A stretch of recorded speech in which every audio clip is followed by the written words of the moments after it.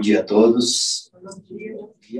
Que Jesus possa estar conosco nesse momento e que nós tenhamos a oportunidade de entendermos esta palestra, esse tema de hoje, porque, a princípio, é um tema que nos chama atenção, porque em momento que vivemos de pandemia, que vivemos de dificuldade, e a gente vem falar de pena de morte, quer dizer, deveríamos falar de Jesus, mas nós vamos falar de Jesus, porque quando na leitura inicial a gente ouviu que Jesus asseverou que nós éramos a luz do mundo, é com esse objetivo que nós trazemos esse estudo de hoje, para mostrar que nós somos a luz do mundo, mas que essa luz, em relação a esse tema, depende de nós estarmos esclarecidos sobre qual é a nossa opinião sobre pena de morte, sobre eutanásia.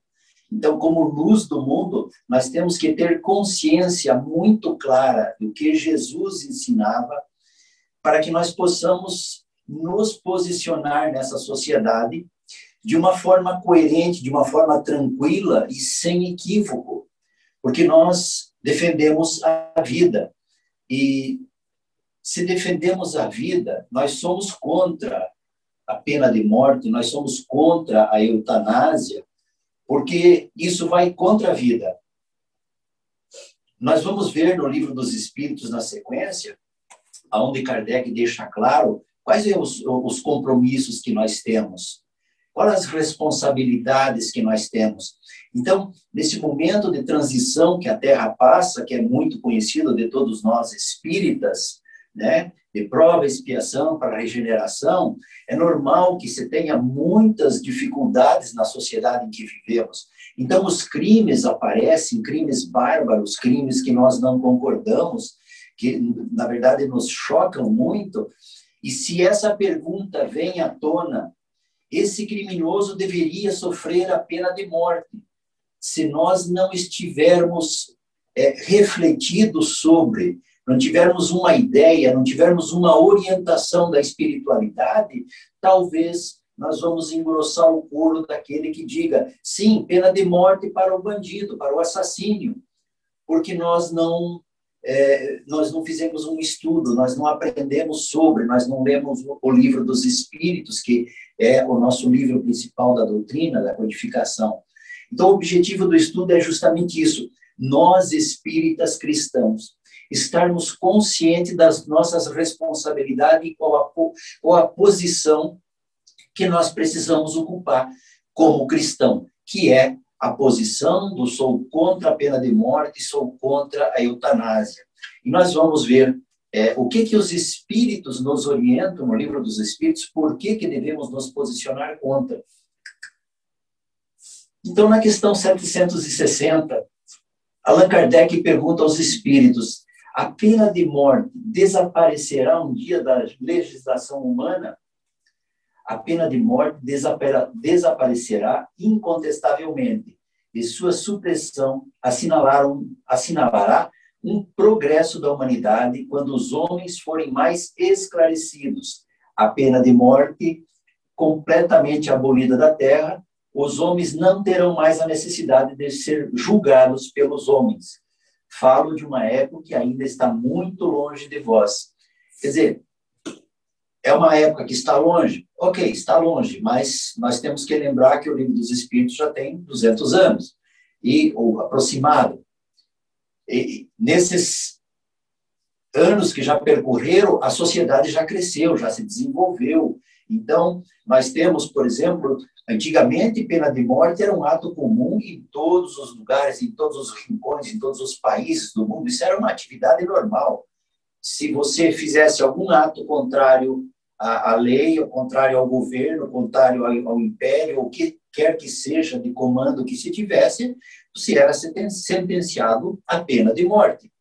Hoje já houve uma mudança, houve uma melhora fantástica. Muitos países já aboliram. Outros países, como os Estados Unidos mesmo, aqui as leis são diferentes, porque não é uma lei federal, é uma lei estadual, ainda nós temos aí em torno de 30 estados que ainda tem a pena de morte como uma forma de punição para o criminoso. Mas nós temos que comemorar não os 30 estados, temos que comemorar os 20 que já não tem mais, que é um número para ser considerado. E a gente vai vendo, quando ele fala em progresso da humanidade, a gente já vai observando que há um movimento para que se elimine a pena de morte. Então, a gente vê aqui nos Estados Unidos, mesmo foi onde eu pesquisei mais os casos para me ter uma ideia dessa explanação, há muitos casos de criminosos que são condenados em estado onde é permitido a pena de morte, eles são condenados e eles esperam naquilo que se chama o corredor da morte. Só que os juízes, tocados por algum sentimento que eles ainda não reconhecem como espiritualidade ou como Deus tocando o seu coração, os juízes demoram a dar a sua sentença. O criminoso já cometeu o crime, ele já está preso. Então, a sociedade já cumpriu aquilo que deveria fazer, eles têm que estar presos, eles têm que estar. Mas aí a pena de morte é muito. E o juiz, por alguma razão que não se explica, o juiz leva 4 anos, 10 anos, 16 anos para dar uma centena de execução. E isso já é comemorado, para quem defende a pena de morte, como um progresso. É um progresso que está acontecendo lentamente, em detalhes, como a gente observa, onde juízes são tocados, onde alguma coisa acontece em determinados estados, para que não se haja a pena de morte. A lei diz que tem que haver, eles têm que cumprir a lei, mas eles vão postergando. Isso é um sinal de que eles estão em dúvida, é um sinal de que, com o tempo, isso vai desaparecer por completo. O esclarecimento, quando nós estivermos mais esclarecidos, essa é a função do tema de hoje, de nós trazermos aqui para nós tomarmos consciência, porque nós somos a luz. Então, nós temos que, quando tivermos a oportunidade de com alguém conversar sobre esse assunto, nós temos o compromisso de expor essa opinião do porquê que somos contra a pena de morte ou a eutanásia. Porque nós já estamos esclarecidos. Nós, espíritas, temos o privilégio de conhecer toda a obra espírita, então nós sabemos que nós já não somos só matéria, não é um corpo material, não é vivermos essa vida, a hora que nós morrermos, acabou. Não existe nada depois. Não, para nós espíritas, nós sabemos que, ora, estamos num corpo material, mas que nós somos espíritos imortais e que a vida continua. A vida não cessa nunca. A morte é simplesmente um processo de regresso ao mundo espiritual, mas a morte é só a morte do corpo material. Por isso nós somos contra a pena de morte, porque quando nós matamos um criminoso, nós não estamos matando os defeitos dele, nós estamos matando só o corpo material, porque o espírito, com seus defeitos, com sua criminalidade, volta ao mundo espiritual. E nós damos mais trabalho aos espíritos superiores para que trabalhe com esse espírito novamente, para que ele tenha uma nova reencarnação e para que ele venha pagar suas dívidas do passado e as dívidas adquiridas nessa última, na qual ele cometeu os crimes e fora condenado. Então, nós começamos, nós espíritas, começamos a entender, é racional, tem uma razão importante de sermos contra a pena de morte, ou eutanásia, ou aborto, ou suicídio involuntário, né? Porque nós sabemos que eliminar a matéria não resolve os problemas da humanidade. Nós temos que tratar do espírito. O espírito precisa ser tratado e não ser eliminado. E quando nós votamos pela pena de morte, é como se nós estivéssemos varrendo a sujeira para baixo do tapete. Amanhã ela vai reaparecer no nosso caminho, porque nós não eliminamos, nós só resolvemos momentaneamente. E um outro detalhe muito importante é a questão 799, de que maneira o Espiritismo poderia ajudar. E essa resposta ela é mais longa do que isso, eu só coloquei as duas palavras, destruindo o materialismo. Por que destruindo o materialismo? Porque muitas pessoas só acreditam na matéria. Muitos acreditam que é só o corpo material. Não acreditam no perispírito, não acreditam no espírito, não acreditam na continuidade da alma, na imortalidade da alma, na continuidade da vida. Então, isso dificulta, porque as pessoas, na hora de julgar, elas simplesmente julgam aquele ato do momento, diz assim, não, elimina, é um bandido, tem que morrer mesmo. É assim que a gente julga. Por quê? Nós estamos falando de uma matéria. Quando nós destruímos o materialismo, que não é só matéria, materialismo, nesse caso, não é de possuir bens. Possuir bens é outra coisa, é outro materialismo. Nós estamos falando daquelas pessoas que não acreditam na vida futura, que não acreditam na reencarnação, que não acreditam na imortalidade. Esse materialismo, porque elas acreditam só na matéria do momento. Pois bem, para nós destruirmos esse materialismo, nós temos que expandir esse conhecimento da imortalidade da alma, da vida que continua, das reencarnações. Isso vai acontecer no futuro, mas é um futuro que não está próximo, como os espíritos falaram. O nosso trabalho é de nós continuarmos trabalhando nessa ideia da reencarnação, porque vai chegar um momento que todas as religiões vão compreender a reencarnação. Todas as religiões vão estar esclarecidas quanto às responsabilidades do espírito.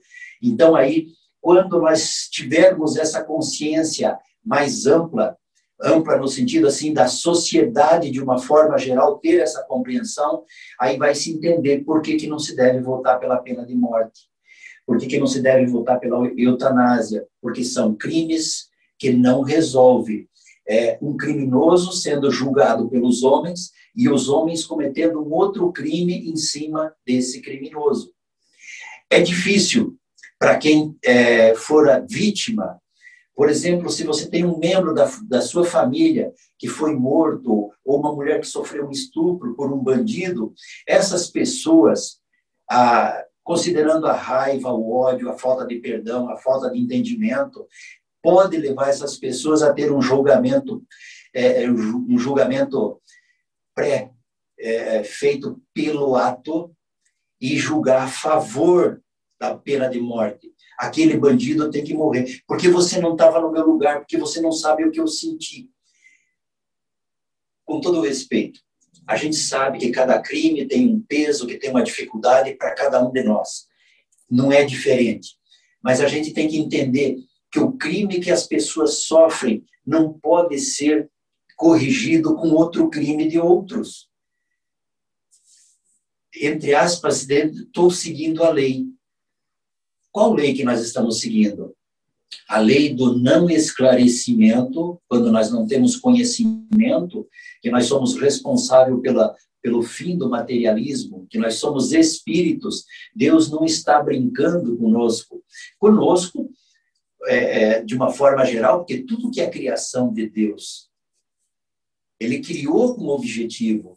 Então, nós passamos a entender que esse espírito tem que ser tratado, tem que ser trabalhado, não pode ser ignorado por nós, mesmo que nós tenhamos um momento de raiva, um momento de ódio, um momento que é normal, porque num planeta de provas e expiação, esses são sentimentos normais que nós trazemos conosco. Uns têm em maior índice, outros em menor índice, mas todos nós sentimos raiva, sentimos ódio, todos nós fazemos julgamentos de que devemos, de alguma forma, eliminar o criminoso, nem que seja através da pena de morte, para que nós possamos estar livres, a sociedade ficar limpa. Esse lance da sociedade ficar limpa do criminoso nos remete lá para a época de Hitler, que ele queria uma humanidade pura. E não é possível. É possível através da educação do espírito. E esse é o nosso compromisso. Vamos diminuir o tamanho do crime, vamos diminuir o tamanho do problema, vamos trazer para dentro das nossas casas. Ora, se um pai de família que tem lá 5 ou 6 filhos, mas tem um que é aquilo que nós chamamos popularmente, com todo respeito, ovelha negra, né? Aquilo que só dá problema. E o pai diz, não, esse é ovelha negra, elimina.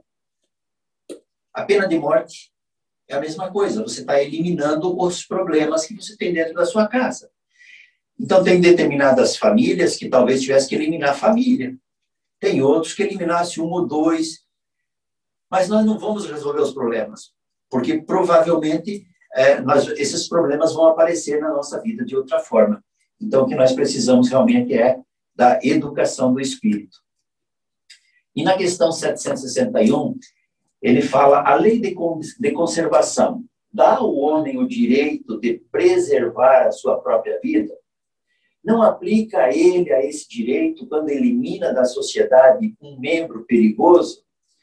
Que na lei de conservação diz que nós temos que proteger a nossa vida, mas não dá o direito de nós eliminarmos um membro perigoso para proteger a nossa vida? E aí os espíritos respondem, há outros meios de se preservar do perigo, sem matar. É necessário, aliás, abrir e não fechar ao criminoso a porta do arrependimento. Então, abrir e não fechar a porta. Porque se nós somos a favor da pena de morte, nós eliminamos o criminoso, nós fechamos a porta para que ele se arrependa. E se nós temos o conhecimento de que ele é um espírito e que ele está aqui para aprender, nós fechamos a porta do aprendizado, fechamos a porta do arrependimento e logo esse espírito vai estar com muita raiva, com muito ódio, e ele vai ter que ser tratado no mundo espiritual, vai ter que ter uma nova encarnação. Quando ele voltar numa nova reencarnação, será que ele não vai trazer todo esse ódio e essa raiva de ter sido eliminado? E tem um agravante, pena de morte nem sempre a pena é justa para aquele que está sofrendo a pena, porque muitos inocentes são levados à pena de morte porque não conseguiu se defender. Como que fica um inocente que é levado à pena de morte? Ele estava na hora errada, no lugar errado, fora confundido, e não é nada que ele possa reverter essa situação. O criminoso não foi ele, mas as aparências mostram que foi ele. E o crime é um crime bárbaro, e ele é julgado pelos homens, e ele sofre a pena e tem que passar pela pena de morte. Mas ele é um espírito que, naquela situação, ele é inocente. Aí a pena de morte está matando um inocente por um crime cometido por um criminoso que continua solto. Esses detalhes mostram que a pena de morte não é eficaz, não resolve o problema.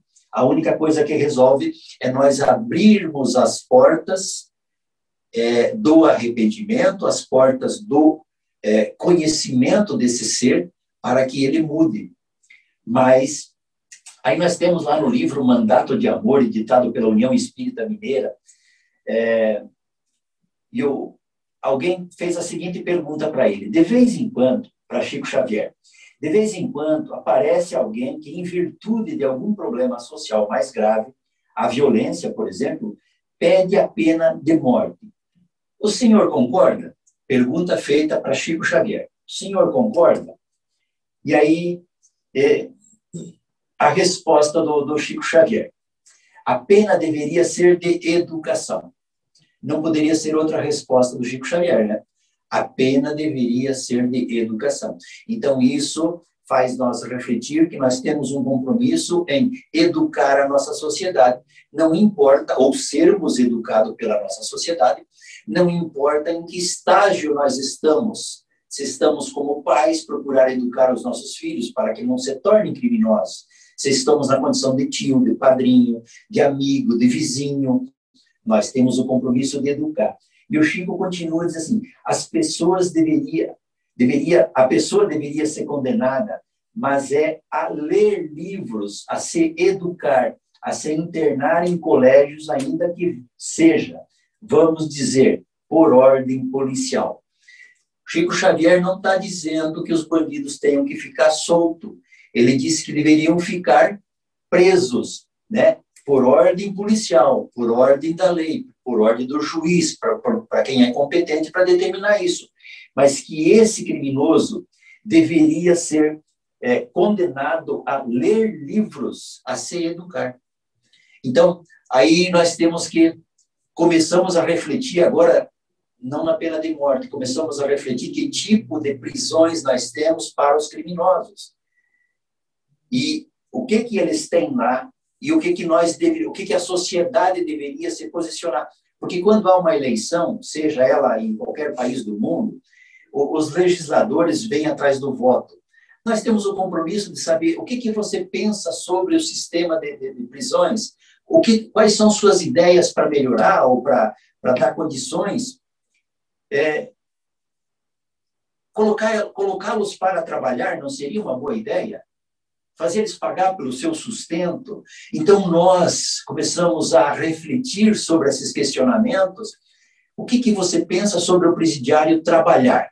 O que você pensa sobre o presidiário ter um compromisso de ler livros, ter um compromisso de que ele tem que ter uma religião, seja espírita, seja católica, seja evangélica, seja qualquer uma, ele tem que ter um ensinamento espiritual dentro da cadeia, o segmento que ele escolher.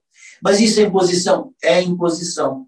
É imposição de uma sociedade por ordem policial, porque são elementos que não souberam viver em liberdade aqui. Então, nós estamos impondo a eles uma maneira de vida, um sistema de vida para corrigi-los e não para prejudicá-los. Então, nem que seja por ordem policial, deveria ser dessa forma.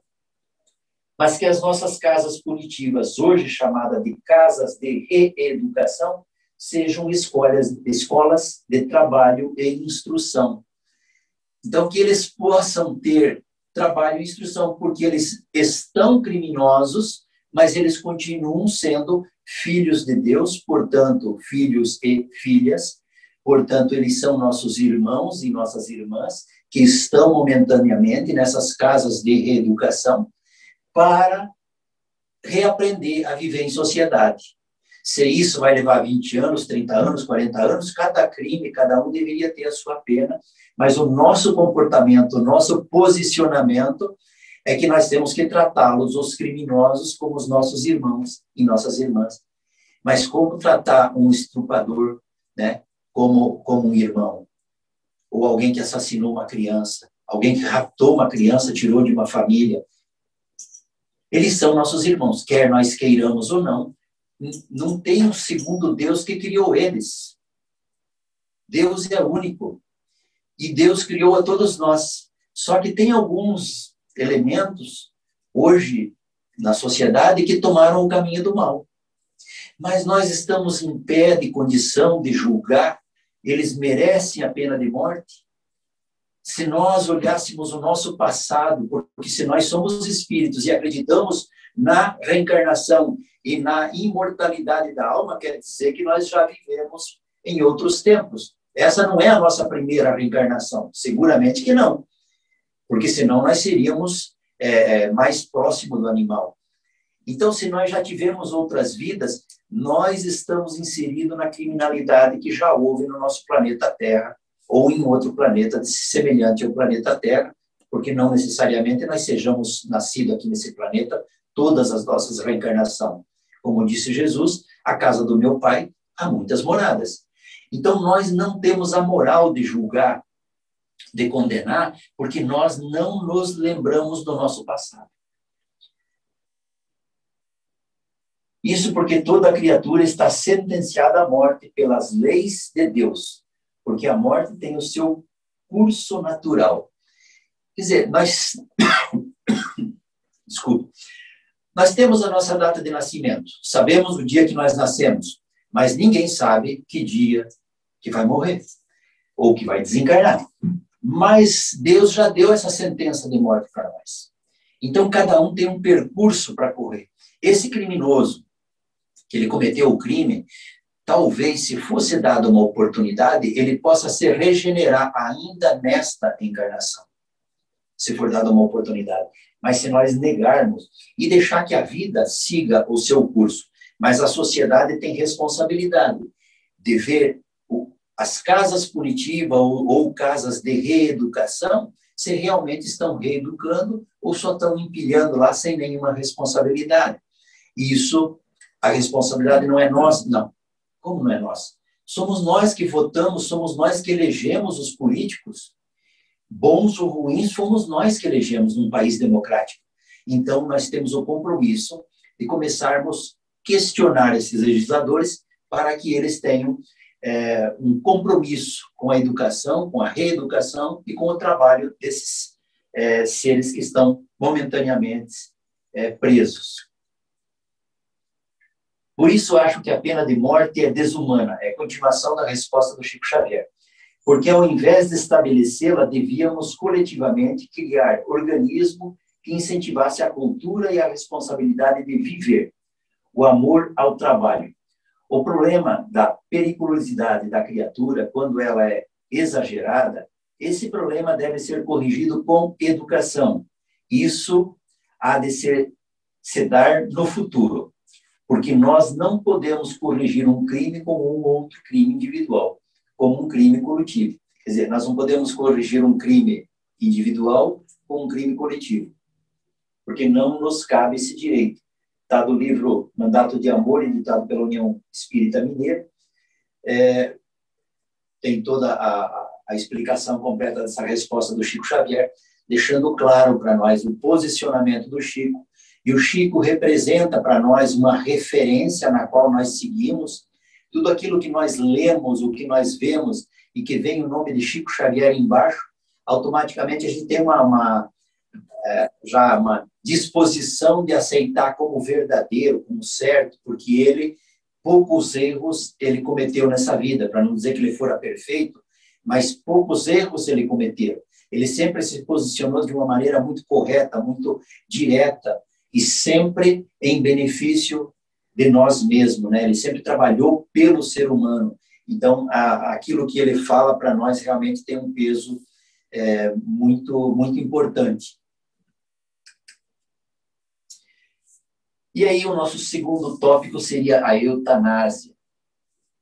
A eutanásia também é muito grave, porque nós cometemos um crime, nós interferimos na lei de Deus, porque não está no nosso alcance a compreensão, nem nos dias atuais, com toda a evolução que houve da tecnologia, nós não podemos opinar sobre o desligamento de um equipamento, onde alguém está preso a uma cama hospitalar por uma doença, que não se tem notícia de cura, que não se tem nenhuma previsão, e aí as pessoas, os familiares, por diversas razões, pode ser pela razão de não ter que ir toda semana visitar aquele corpo, porque só um corpo já não reage a nada. Então, as famílias acabam decidindo, às vezes orientada pelos médicos, como a gente vai ver em alguns países que ela é legal, a eutanásia, e os problemas que a eutanásia traz é quase igual a da pena de morte. Então, na verdade, esse tema, no Livro dos Espíritos, na questão 953, quando uma pessoa vê diante de si um fim inevitável, horrível, será culpada se abreviar de alguns instantes os seus momentos, apressando voluntariamente a sua morte? A resposta dos Espíritos: é sempre culpado aquele que não guarda o termo que Deus lhe marcou para a existência. E quem poderá estar certo que, malgrado as aparências, esse termo tenha chegado, de que um socorro inesperado não venha no último momento? Então, quando a pessoa está lá internada no hospital e que você tem essa possibilidade de fazer a eutanásia, a gente tem que ter essa luz do mundo, esse esclarecimento que a doutrina espírita nos traz, para sabermos que a pessoa pode estar ali por 15 anos, por 20 anos, por mais tempo que isso, mas que está na programação divina. Como nós vemos no Evangelho segundo o Espiritismo, no capítulo 5, onde fala das aflições, primeiro no item 3 está lá, a justiça das aflições. Então, esse é o primeiro detalhe. Por que essa pessoa está passando por essa dificuldade? Porque é a justiça de Deus agindo. Estava na sua programação reencarnatória passar por essas aflições, não só ela, mas o seu grupo familiar, para que ela pagasse, para que ela resgatasse as suas dívidas. Então, a pessoa está ali, estava na sua programação de ficar acamada por 20 anos. E a família vai lá e comete o assassinato de eutanásia e desliga os equipamentos. E não deixa que essa pessoa conclua o seu compromisso. E nós não temos o direito de tirar a vida de ninguém, de interferir na vida de ninguém. Então, nós não podemos abreviar a vida de ninguém. Nós temos que aceitar que Deus auxilia a criatura através da criatura. É a providência divina. E se essa pessoa, se esse membro da minha família está acamado e me dá trabalho de ir ao hospital, que eu viva essas aflições com entendimento, de saber que Deus está no comando, que Deus é que sabe. Porque até pouco tempo atrás, nós não tínhamos como identificar, nós que eu digo, a ciência, não tinha como identificar se aquele doente que estava acamado, se ele estava vivo ou morto, se ele entendia, se ele escutava, se ele sentia. E assim mesmo era cometido a eutanásia.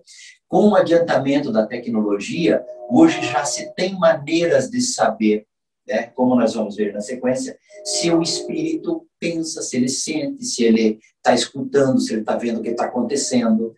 Então, por isso nós somos contra a eutanásia, porque é um espírito imortal que está ali preso a uma cama hospitalar, mas que ele está cumprindo a sua função de espírito devedor. Assumiu esse compromisso, e não só ele, porque nós já estudamos na doutrina espírita, todos os espíritas sabem, quando nós fazemos a nossa programação reencarnatória, a gente faz o acerto com o pai, com a mãe, com os irmãos, com todo aquele grupo familiar que vamos reencarnar e resgatarmos juntos. Então, for assumido no plano espiritual que aquele membro passaria e que nós teríamos que nos dedicarmos a cuidar dele. E agora, o que nós fazemos? Numa sociedade que está invertendo os valores, numa sociedade que quer se livrar, numa sociedade que acha que tudo sabe, a ciência tudo sabe, todo mundo, os políticos, então, sabem mais ainda, são experts em tomar atitudes erradas. Porque só Deus sabe, só Deus tem o controle da vida de cada um. Então, nós não podemos interferir, temos que nos manter apostos e dando a oportunidade para aquele espírito que a morte seja natural, no momento aprazado por Deus. E ele continua na mesma questão, 953, só que na letra A, ele assim, compreende-se que nas circunstâncias habituais o suicídio seja condenável, mas estamos figurando o caso em que a morte é inevitável e que a vida só é abreviar por alguns instantes. É sempre uma falta de resignação, de submissão à vontade do Criador. Então, não importa, se você vê que o corpo ali está por um fio, que só tem mais alguns dias, que não tem mais nenhuma... Ora, deixa por conta de Deus, Deus é que sabe. E se no último momento acontecer alguma coisa e que esse espírito venha a ser auxiliado para ele se recuperar? Quem pode garantir que isso não possa acontecer? Na Itália, teve um caso de uma mulher que ela sofreu um acidente, entrou em estado de coma, e a família fez tudo o que eles poderiam fazer. Tudo que a ciência dispunha, eles fizeram para tentar recuperar a filha desse coma. Não teve jeito. Passou um ano, passou 5 anos, 10 anos, 15 anos, 17 anos, e o pai dessa moça era favorável à eutanásia. Porque 17 anos, você cuidando de uma filha doente, numa cama de hospital, realmente é um trabalho difícil. Eu não vou nem julgar o pai, porque eu não tenho nem o direito, né?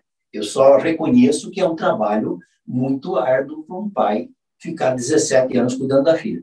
Mas a mãe, ela dizia que ninguém ia cometer eutanásia contra a filha, porque a filha ia se recuperar. Amor de mãe, persistência, teimosia, mas ela estava ali firme. Ela vai se recuperar, vai se recuperar.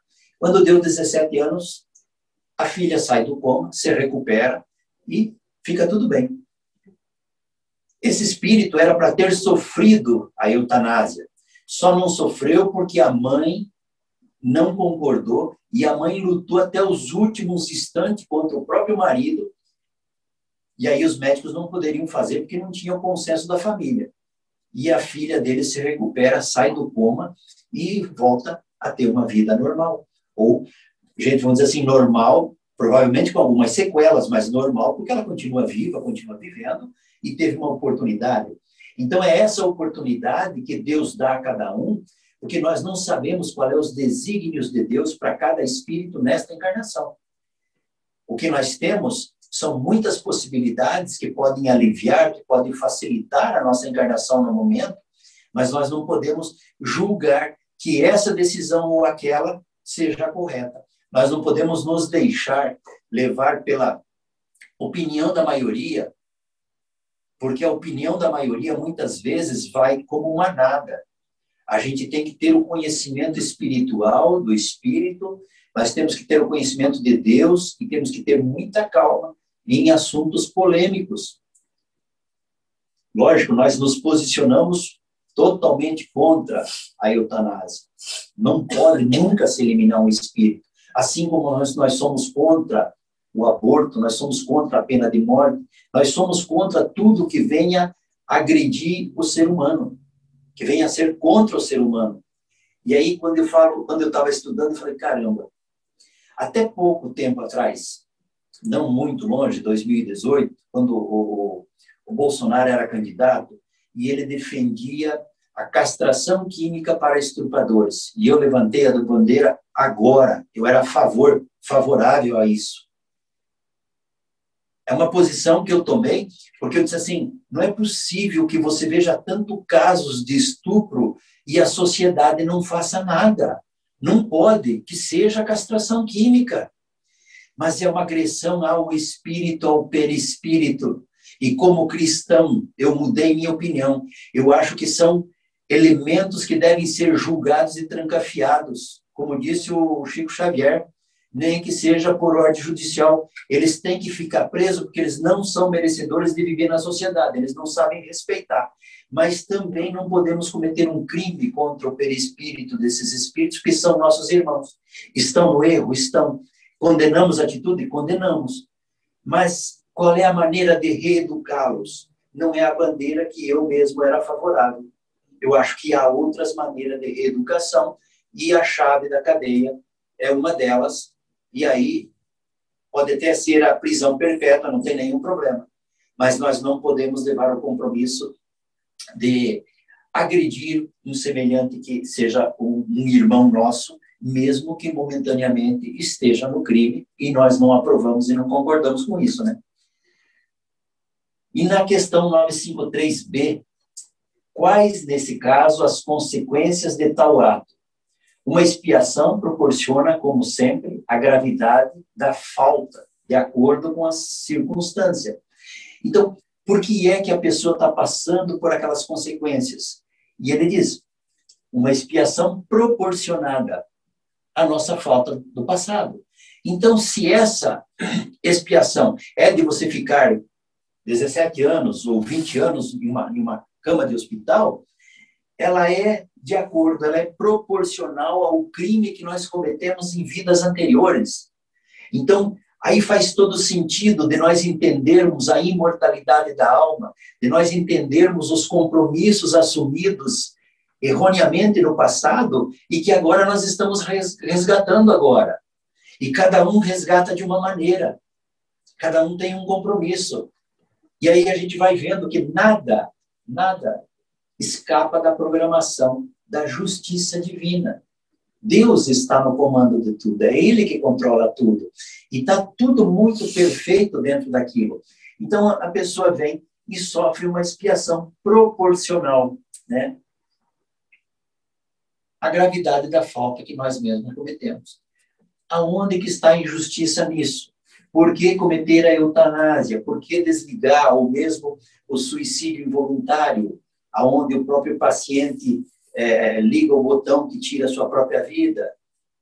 Não deixa de ser morte, porque para isso o suicídio inconsciente ele contribui, alguém tem que contribuir com ele, alguém tem que fazer.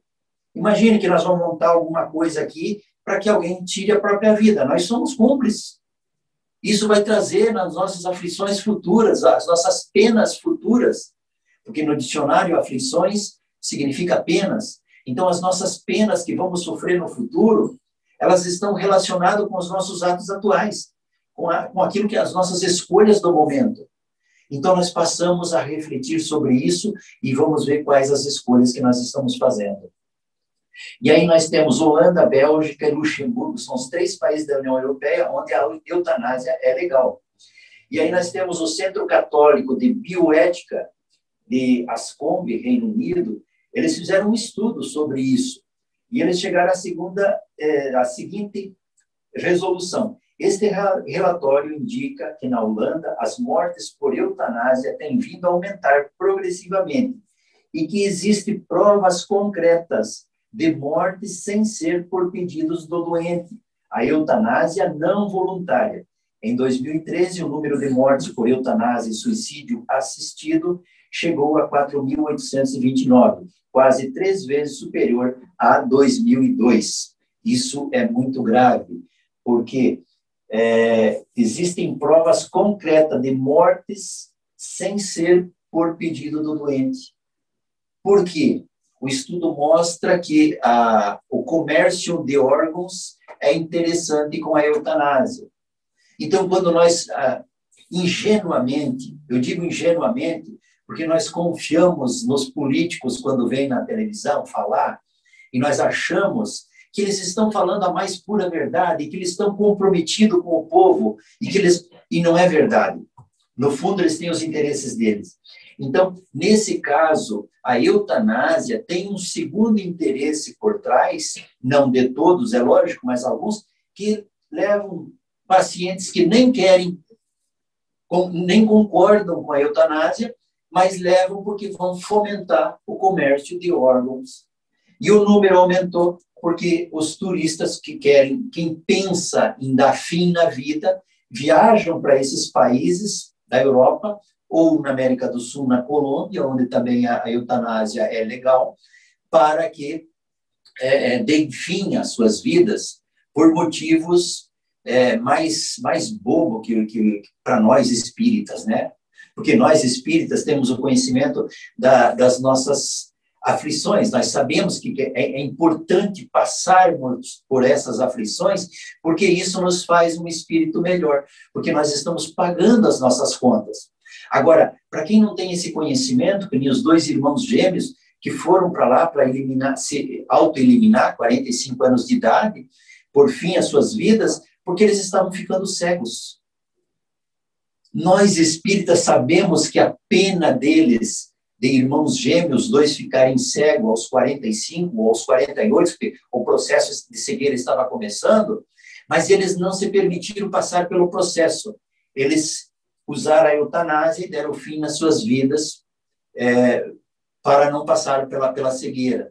E aí? Quando esses espíritos chegam no mundo espiritual, dizem, pô, mas você foi lá com a responsabilidade de executar um trabalho e você desistiu na hora.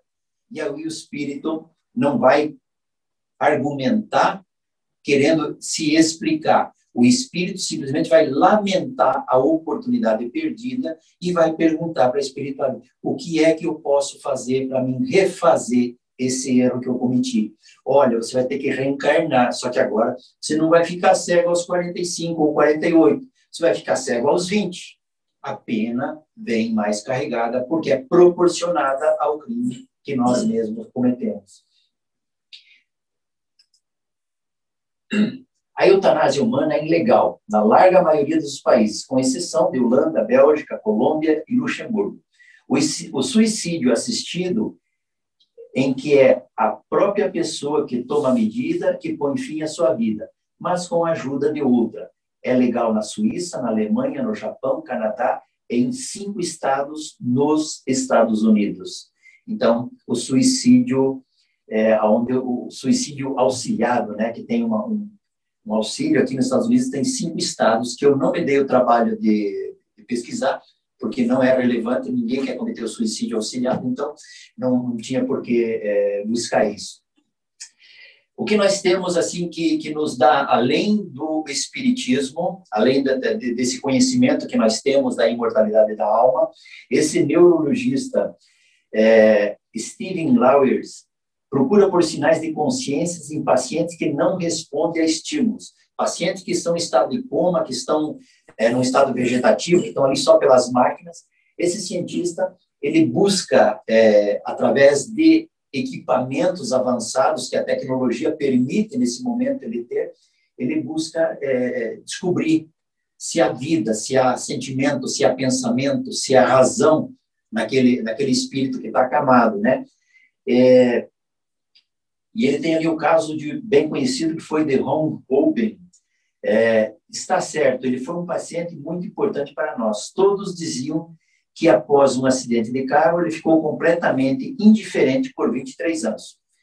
Então, imagine, 23 anos após um acidente, ele está numa cama hospitalar e ele está indiferente. Não faz nada, está ali.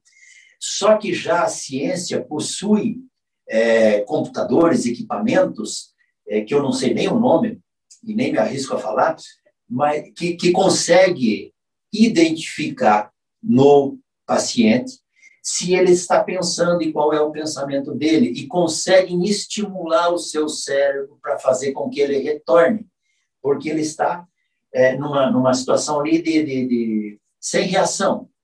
E eles conseguem fazer com que esse paciente retorne, depois de 23 anos. Não é um retorno, assim, à normalidade. Há que se entender. É um retorno onde ele consegue se comunicar com uma pessoa especializada em comunicação, com doentes desses casos.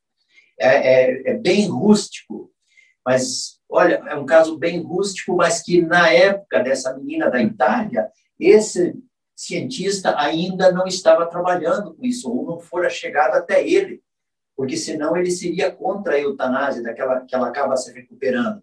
E nesse paciente não foi cometida a eutanásia, e se reconheceu que ele voltou a se comunicar, mesmo com todas as dificuldades. Então, quem somos nós para sermos a favor da eutanásia, se nem a ciência ainda tem capacidade de medir qual é a situação do espírito? Mas aqui ele afirma, nesse relatório desse cientista, que o espírito pensa, o espírito vê e o espírito sente. Tudo aquilo que é falado, ele está vendo, está ouvindo e está sentindo. E as pessoas estão ali do lado de um doente que não fala, que não responde, que não reage, e as pessoas não se preocupam, não. Eu acho que o melhor mesmo seria a eutanásia. E o espírito está ali, pelo amor de Deus, não me mate, eu não quero morrer, porque ele está ouvindo, ele está compreendendo, e ele tem sentimento. Então, isso nos coloca numa posição de sermos totalmente contra a eutanásia, contra a pena de morte, contra o suicídio assistido, contra o aborto, contra a castração química, tudo aquilo que vá contra o ser humano, que afete, que ameace o ser humano, nós temos que ser, como cristão, nós temos que ser contra.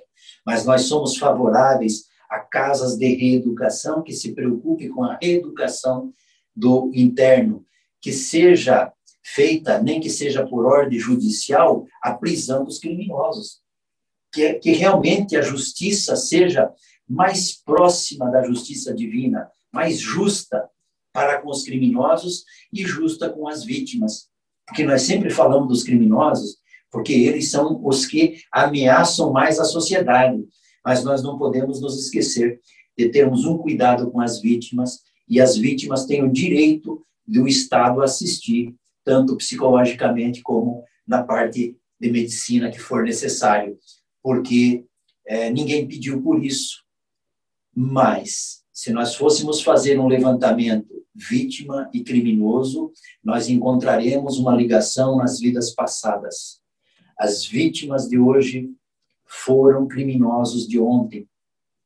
Então, com esse entendimento que nós somos espíritos, passando por expiações, passando por penas que são proporcional aos nossos crimes do passado, nós nos posicionamos contra a pena de morte, contra a eutanásia. Nos colocamos numa posição de pró-vida, de reeducação.